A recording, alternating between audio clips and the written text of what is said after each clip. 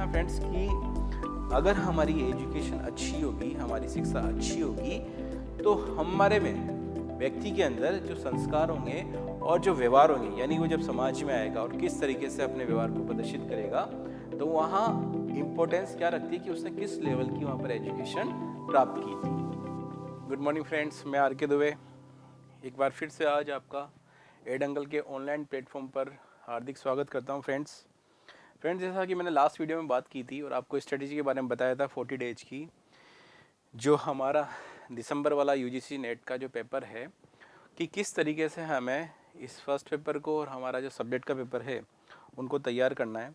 और मैंने कहा था कि हम इस एडंगल के ऑनलाइन प्लेटफॉर्म पर जो फर्स्ट पेपर है हमारा रिसर्च एप्टीट्यूड वाला, जिसके अंदर हम शिक्षण टीचिंग एप्टीट्यूड की बात करते हैं, हायर एजुकेशन की बात करते हैं, तो उस पेपर के अकॉर्डिंग जो हमने कहा था कि हम ऑनलाइन आपको इस पेपर को, फर्स्ट पेपर को हम हमारे इस ऑनलाइन प्लेटफॉर्म से हम सोल्व कराएंगे। उस यूनिट पे बात करेंगे जो आपके लिए ज़्यादा इम्पोर्टेंस रखती है। तो उसी यूनिट में हम जो फर्स्ट यूनिट है हमारी जो शिक्षण अभिवृत्ति वाली यानी टीचिंग एप्टीट्यूड वाली यूनिट है, उस यूनिट में हम बात कर लेते हैं फ्रेंड्स कि इस यूनिट्स में कौन सी ऐसी जो चीज़ें हैं जहाँ पर हमें ज़्यादा जानना है ताकि उनसे हम क्वेश्चन हैं वो सोल्व कर सकें। तो देखिए, आप सबसे पहले हम बात करते हैं शिक्षण अभिक्षमता की, टीचिंग एप्टीट्यूड की। यानी फ्रेंड्स देखिए कि एक राष्ट्र की प्रगति और समृद्धि मानव संसाधनों के विकास पर निर्भर करती है। बिल्कुल हम ये जानते हैं कि अगर किसी भी राष्ट्र को ग्रोथ करनी है या फिर हमें उसको एक समृद्ध बनाना है, जहाँ पर हमारी जो मेडिकल है, इंजीनियरिंग है, या फिर हम जो साइंटिस्ट की बात करें या एक अच्छे से टीचर की बात करें या प्रोफेसर की बात करें यूनिवर्सिटी, तो उसके लिए सबसे पहले हो जाता है कि उस राष्ट्र में यानी जो प्रोडक्शन जो कर रहा है, उस प्रोडक्शन करने में एक टीचर का क्या अहम रोल हो सकता है और किस तरीके से टीचर एक अच्छी एजुकेशन, क्वालिटी एजुकेशन दे सकता है ताकि वो अपने राष्ट्र को समृद्ध कर सके। तो हम ये मानते हैं कि हमारी राष्ट्र की जो प्रगति है और समृद्धि है वो मानव संसाधनों के विकास पर ही निर्भर करती है। आगे हम देखते हैं, और इस उद्देश्य की पूर्ति के लिए क्या होना चाहिए, एक सक्षम टीचर। यानी मैंने बात की है ना कि एक डेकोरेट टीचर होना चाहिए कि वो जो शिक्षा की जो विषय से संबंधित जो बारीकियां हैं, जो बच्चों की जो कमजोरियां हैं, उन कमजोरी को दूर करते हुए उस शिक्षा को बच्चों तक पहुंचा सके ताकि बच्चे क्या करें, उत्तरोत्तर उस राष्ट्र की प्रगति में अपना अहम योगदान दे सके। इसलिए यहाँ पर एनटी क्या करता है कि आपके फर्स्ट पेपर में इस शिक्षण अभिक्षमता वाले टॉपिक को ऐड कर देता है, ये बताने के लिए कि किस तरीके से हमें एक ऐसा शिक्षक बनाना है जो राष्ट्र के लिए एक अच्छा सा अच्छा प्रोडक्शन तैयार कर सके। प्रोडक्शन का मतलब ये हो गया कि ऐसे मतलब टीचर निकाल कर लाए या फिर ऐसे साइंटिस्ट बनाए या ऐसे हम कह सकते हैं इंजीनियर बनाए ताकि वो उस राष्ट्र को क्या कर सके, उत्तरोत्तर आगे बढ़ा सके। आगे हम बात करते हैं फ्रेंड्स कि सबसे पहले हम देखते हैं शिक्षा और शिक्षण। इसका मूल अर्थ है शिक्षण का कि शिक्षा प्रदान करना।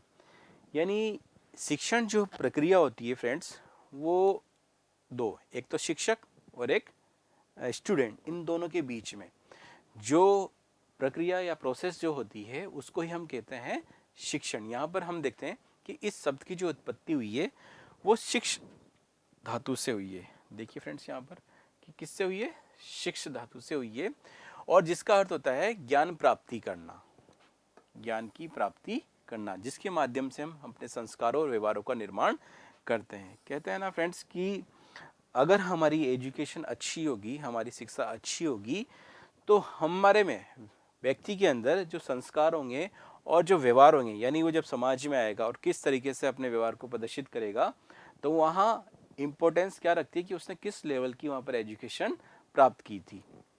आगे हम देखते हैं कि शिक्षा हमें इस योग्य बनाती है कि हम अपने वातावरण में समाहित होकर अपनी क्षमताएं, निहित योग्यताओं का पूर्ण विकास कर सकें। यानी हर व्यक्ति के अंदर उसकी अपनी कुछ न कुछ क्षमताएं होती हैं और उन क्षमताओं को पहचानना और उन क्षमताओं के माध्यम से कुछ ऐसे काम कर देना जिससे हमारा जो समाज है, परिवार है, राष्ट्र है, उस राष्ट्र में कुछ विशिष्ट योगदान हो जाए। तो ये सब डिपेंड करता है कि हमने किस तरीके से जो क्वालिटी गुणात्मक जो एजुकेशन है या गुणात्मक जो शिक्षा है उसको हमने प्राप्त किया है। आगे फ्रेंड्स हम बात करते हैं, देखते हैं फ्रेंड्स कि शिक्षा का उद्देश्य शिष्य के ज्ञान एवं व्यवहार में वांछित परिवर्तन लाना है। देखिए, इसका शिक्षा का जो उद्देश्य ही हो जाता है कि हमें क्या करना है कि शिष्य के, जो भी हमारा स्टूडेंट हो गया, उस स्टूडेंट में वांछित परिवर्तन लाना। वांछित परिवर्तन का मतलब होता है कि जैसा टीचर चाहे वैसा उसमें परिवर्तन ले आए एजुकेशन के माध्यम से। साथ ही हम देखते हैं कि शिक्षा प्रदान करने वाले को शिक्षक, अध्यापक या अध्येता कहा जाता है। बिल्कुल जनरल सी बात है कि जो भी शिक्षा प्रदान कर रहा है वो टीचर ही होगा, ठीक है, तो वो चीज़ यहाँ पर हो जाती है। आगे हम देखते हैं कि शिक्षा के अर्थ को दो मुख्य परिप्रेक्ष्यों में समझा जा सकता है कि इसको हम देखते हैं तो व्यापक परिप्रेक्ष्य और एक संकुचित अर्थ में।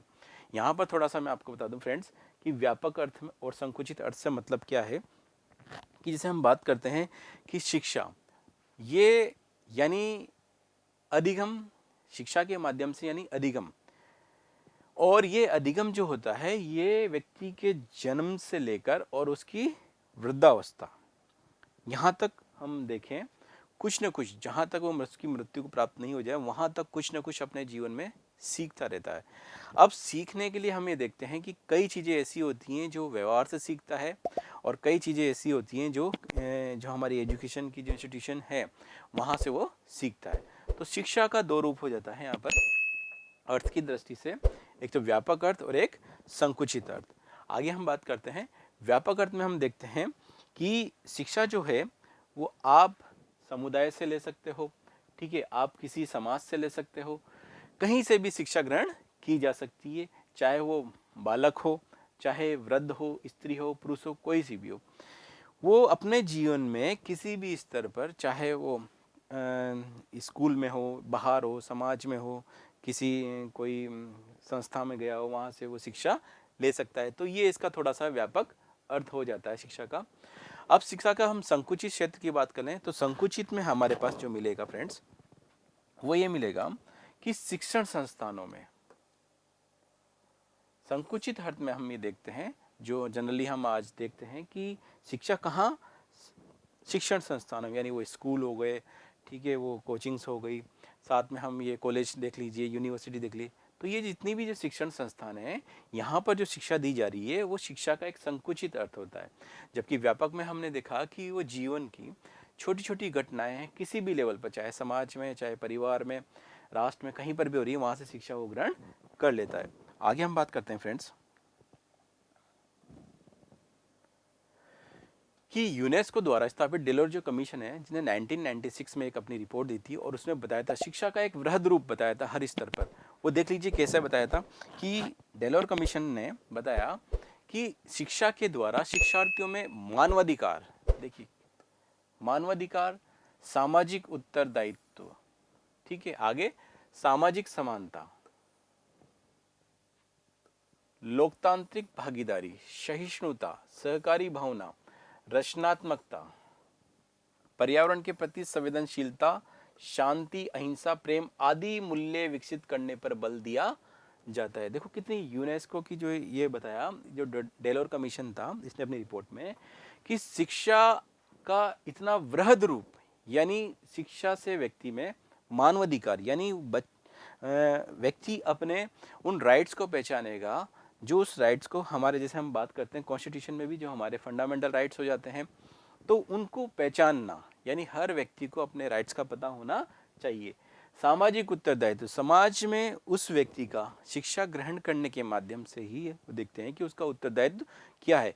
यानी हमारे संविधान में आपने देखा होगा कहीं ना कहीं हमारे जो मूल कर्तव्य हैं उनको भी स्थापित किया गया है कि जब हमें अधिकार, जब राज्य हमें दे रहा है तो उसके व्यक्ति के कुछ क्या बनते हैं, कर्तव्य भी बनते हैं। तो हमारा क्या हो जाता है, सामाजिक उत्तरदायित्व होना चाहिए। ये डिपेंड करता है एक अच्छी एजुकेशन के माध्यम से।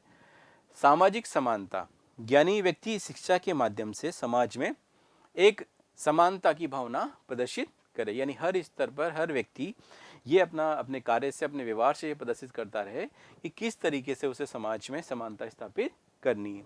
आगे हम बात करते हैं लोकतांत्रिक भागीदारी।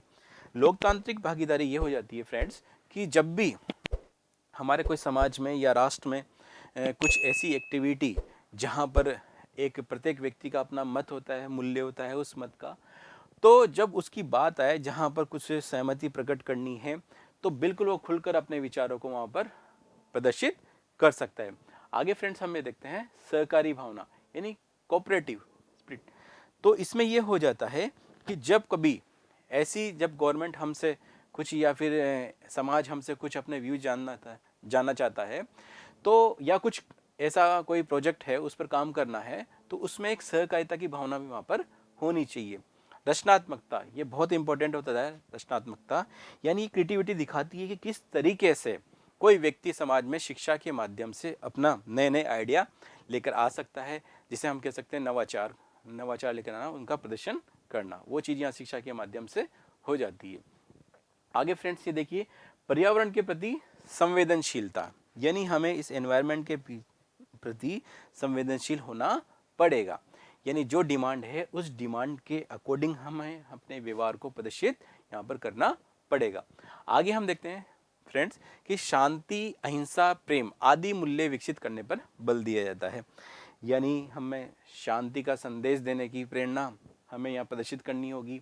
अहिंसा, प्रेम यानी कोई भी इस तरह की हरकतें नहीं करना या अपनी एक्टिविटी ऐसी नहीं करना जो कहीं ना कहीं राष्ट्र या फिर हम बात करें कि हमारा ऐसा स्वरूप सामने लेकर आए समाज के जो नकारात्मक हो। तो ये सारे के सारे जितने भी जो मूल्य हैं, ये मूल्य हमें बताए गए थे जो डेलोर कमीशन की रिपोर्ट थी उसके अंदर शिक्षा के माध्यम से। आगे हम बात करते हैं फ्रेंड्स कि शिक्षण औपचारिक और अनौपचारिक दोनों प्रकार से हो सकता है। अब ये औपचारिक शिक्षण और अनौपचारिक शिक्षण क्या होता है, इसको भी हम समझ लेते हैं कि औपचारिक शिक्षण से तात्पर्य ये होता है कि शिक्षा अगर शिक्षण संस्थानों से दी जा रही है, यानी वही स्कूल से या कॉलेज से, तो वो शिक्षा हो जाएगी हमारी औपचारिक शिक्षा। और अनौपचारिक शिक्षा से तात्पर्य यह होता है कि एक ऐसी शिक्षा जिसको प्रदान करने में कहीं ना कहीं उसके परिवार का, समाज का, राष्ट्र का, राज्य का, सभी का कहीं ना कहीं एक रोल हो, तो वो हो जाती है हमारी अनौपचारिक शिक्षा। आगे देखते हैं फ्रेंड्स हम कि जेम्स डेलर्स के अनुसार शिक्षा के 4 स्तंभ बताएं। 4 स्तंभ कौन से हैं शिक्षा के? तो हम पहले देखते हैं कि कुछ बनने के लिए यदि हम लर्निंग टू बी। सेकंड वो बताते हैं जेम्स डेलर्स कि ज्ञान के लिए अधिगम, लर्निंग फॉर नॉलेज। आगे उन्होंने बताया है कुछ करने के लिए अधिगम, लर्निंग टू डू। और फिर लास्ट में बताते हैं कि साथ रहने के लिए अधिगम, लर्निंग फॉर लाइफ टुगेदर। यानी शिक्षा जो डिपेंड है या टिकी हुई है इन 4 पिलर के ऊपर कि लाइफ में अगर कुछ बनना है तो उसके लिए हमें बिल्कुल अधिगम करना पड़ेगा, सीखना पड़ेगा, और वो जो पॉसिबल होगा वो शिक्षा के माध्यम से होगा। ज्ञान के लिए अधिगम, यानी हमें अपनी नॉलेज को गेन करना है, बढ़ाना है अधिक से अधिक, तो वो डिपेंड करता है शिक्षा के ऊपर। कुछ करने के लिए अधिगम, जीवन में आए हैं तो कुछ ना कुछ हमें करना पड़ेगा, यानी एक श्रेष्ठ जीवन के लिए, सफल जीवन के लिए हमें लाइफ में कुछ करना पड़ेगा, तो डिपेंड हो जाता है एजुकेशन पर। और लास्ट है साथ रहने के लिए अधिगम। साथ रहने से मतलब ये होता है कि हम जब जैसे सोशल लाइफ जीते हैं वहाँ पर हम ये देखते हैं कि कई हमारे ऐसे क्षेत्र होते हैं जहाँ पर हमें पार्टिसिपेट करना होता है, सहभागिता दिखानी होती है, कहीं ना कहीं हमें कोऑर्डिनेशन करना होता है, या हम राजनीतिक क्षेत्र में बात करें तो वहाँ हमारी सहभागिता दिखानी पड़ती है। तो वहाँ पर हम ये मानते हैं कि साथ रहने के लिए अधिगम, जो भी डिपेंड करता है एजुकेशन के ऊपर। आई होप फ्रेंड्स आपको ये वीडियो पसंद आया होगा। वीडियो पसंद आया तो फ्रेंड्स आप हमारा जो यूट्यूब चैनल है UGC नेट की तैयारी, इस चैनल को सब्सक्राइब कीजिए, और हमारा जो टेलीग्राम चैनल है एड अंकल फर्स्ट, इसे ज्वाइन कीजिए, ताकि आपको इस पेपर से रिलेटेड UGC नेट के फर्स्ट पेपर से रिलेटेड जितने भी जो हमारे अपडेट हैं या फिर कंटेंट से रिलेटेड बात है या वीडियो लेक्चर की बात है, तो आपको टाइम टू टाइम वहाँ पर मिलती रहे। आगे मैं आपके साथ बिल्कुल इसी क्लास में बना रहूँगा, और हमारा जो टॉपिक है अगला फर्स्ट यूनिट का, उस पर हम बात करेंगे हमारी नेक्स्ट क्लास में। Thank you friends.